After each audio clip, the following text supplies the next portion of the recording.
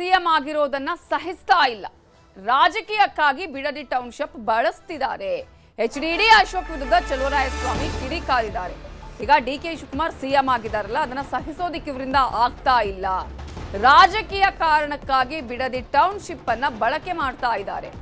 HD ದೇವೇಗೌಡರು R Ashok ವಿರುದ್ಧ ಕೂಡ ಚಲುವರಾಯಸ್ವಾಮಿ ಕಿಡಿಕಾರಿದ್ದಾರೆ. ಮಾಜಿ ಪ್ರಧಾನಿಯಾಗಿ ದೇವೇಗೌಡರು ಸರ್ಕಾರಕ್ಕೆ ಸಲಹೆ ಕೊಡಬಹುದಿತ್ತು, ಆದ್ರೆ ಅಸೂಯೆಯಿಂದ ಮಾತನಾಡೋದು ಸರಿಯಲ್ಲ. ಎಚ್ಡಿಡಿ ಅಶೋಕ್ ವಿರುದ್ಧ ಚಲುವರಾಯಸ್ವಾಮಿ ಕಿಡಿಕಾರಿದ್ದಾರೆ. ದೇವೇಗೌಡರು ಒಂದು ರಾಜ್ಯಕ್ಕಲ್ಲ, ಇಡೀ ದೇಶಕ್ಕೆ ಬೇಕಾದವರು. ನೀಟ್ ಪರೀಕ್ಷಾ ಅವಾಂತರ ಆದಾಗ ಪ್ರತಿಭಟನೆ ಮಾಡಲಿಲ್ಲ, ಈಗ ಡಿಕೆ ಶಿವಕುಮಾರ್ ವಿರುದ್ಧ ನಿಂತಿದ್ದಾರಲ್ಲ ಅಂತ ಪ್ರಶ್ನೆ ಮಾಡಿ ವಾಗ್ದಾಳಿ ಮಾಡಿದ್ದಾರೆ ಚಲುವರಾಯಸ್ವಾಮಿ. ಕುಮಾರಸ್ವಾಮಿ ಅವರಿಗೆ, ಅಶೋಕ್ ಅವರಿಗೆ ಒಂದು ಕಡೆ ಇವರು ಇದೊಂದು ದೊಡ್ಡ ಅವರ ಇದಾಗಿದೆ, ಭ್ರಮೆಲಿದ್ದಾರೆ. ಡಿ ಕೆ ಶಿವಕುಮಾರ್ ಅವರು ಮುಖ್ಯಮಂತ್ರಿ ಆಗಿರೋದನ್ನ ಅವರು ಸಹಿಸಲಿಕ್ಕೆ ಸಾಧ್ಯ ಆಗ್ತಾ ಇಲ್ಲ. ಆದರೆ ದೇವೇಗೌಡರಲ್ಲಿ ನಾವು ಎಕ್ಸ್ಪೆಕ್ಟ್ ಮಾಡಿರಲಿಲ್ಲ ಇದನ್ನು. ದೇವೇಗೌಡರು ಎಂತೆಂಥ ಹೋರಾಟದಲ್ಲಿ ಹೋರಾಟ ಮಾಡ್ಕೊಂಬಂದಿದ್ದರು. ಅವರು ಒಂದು ಸಲಹೆ ಕೊಡಲಿ, ಇದಕ್ಕೇನಾರ ಒಂದು ಫಾರ್ಮುಲಾ ಕೊಡಲಿ, ಒಳ್ಳೆಯ ರೀತಿಯಲ್ಲಿ ಇದನ್ನು ಬಗೆಹರಿಸಿ ಅಂತೇಳಿ ಏನಾರು ಇದ್ದರೆ ನಾನು ಬರ್ತೀನಿ ಚರ್ಚೆ ಮಾಡೋಣ ಅಂತೇಳಿ ವಿಧಾನಸೌಧಕ್ಕೆ ಅವರೂ ಬರಲಿ.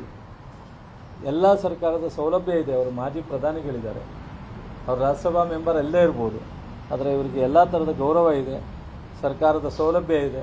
ವಿಧಾನಸೌಧದಲ್ಲಿ ಬಂದು ಅವ್ರ ಮಾರ್ಗದರ್ಶನ ತಗೊಳ್ಳೋದಕ್ಕೆ ಮಾನ್ಯ ಡಿ ಕೆ ಶಿವಕುಮಾರ್ ಅವರು ತಯಾರಿದ್ದಾರೆ.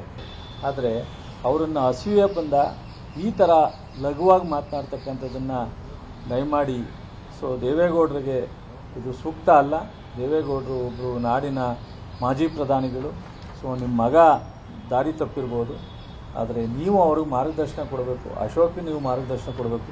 ನೀವೇ ಆ ನಿಟ್ಟಿನಲ್ಲಿ ಅವ್ರು ಮಾಡಿರ್ತಕ್ಕಂಥ ಸರಿ ಅನ್ನೋ ರೀತಿಯಲ್ಲಿ ಅಶೋಕ್ಗೆ ಮತ್ತು ಕುಮಾರಸ್ವಾಮಿಯವರಿಗೆ ಒಂದು ಪ್ರೋತ್ಸಾಹ ಕೊಡೋ ರೀತಿಯಲ್ಲಿ ನೀವು ಡಿ ಕೆ ಶಿವಕುಮಾರ್ ವಿರುದ್ಧ ಇಂಥ ಅನಾವಶ್ಯಕವಾದಂಥ ವಿಚಾರ, ಅದನ್ನು ಸೂಕ್ತವಾದಂಥ ವಿಚಾರವನ್ನು ಮಾತನಾಡಿದ್ರೆ ನೀವು ಮಾತನಾಡೋ ರೀತಿ ಆ ರೈತರಿಗೆ ಅನುಕೂಲ ಆಗುವಂಥ ರೀತಿಯಲ್ಲಿ